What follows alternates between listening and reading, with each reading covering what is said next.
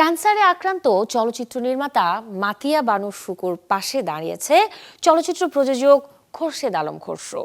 জাতীয় চলচ্চিত্র পুরস্কার জয়ী এই নারী নির্মাতার চিকিৎসার্থে নগদ 1,00,000 টাকা অনুদান দিয়েছেন তিনি।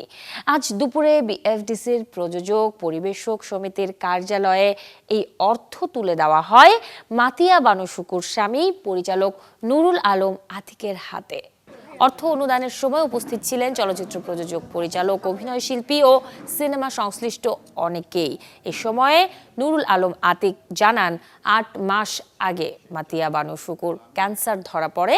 হঠাৎ করে এমন একটা অসুখের কারণে পুরো পরিবারের ওপর দিয়ে ঝড় বয়ে যায়। বন্ধু, সহকর্মী সহ অনেকের সহযোগিতা পাচ্ছেন বলেও জানিয়েছেন তিনি। এখন দৃষ্টি আকর্ষণ করছেন সরকারের।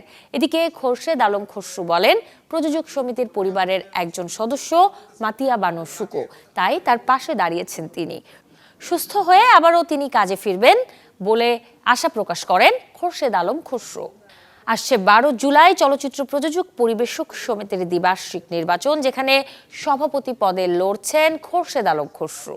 আমাদের চলচ্চিত্র প্রযোজক পরিবেশক সমিতির একজন সদস্য। এই সদস্যদের পাশে আমাদেরকে দাঁড়াইতেই হবে, আমাদের চলচ্চিত্র পরিবারকে দাঁড়াইতে হবে, সবাইকে দাঁড়াইতে হবে। যখন আমি দেখেছি ক্যান্সার এইটা আসলেই ছোটোখাটোর মধ্যে থাকবে না, এটা অনেক বড় একটা বিষয়, এইটার খরচ অনেক। তো এই জন্যই আমি একটু সবার সামনে এই বিষয়টা এনেছি, যেন সবাই যেন এইটাতে শুকুর জন্য ঝাঁপায় পড়ে।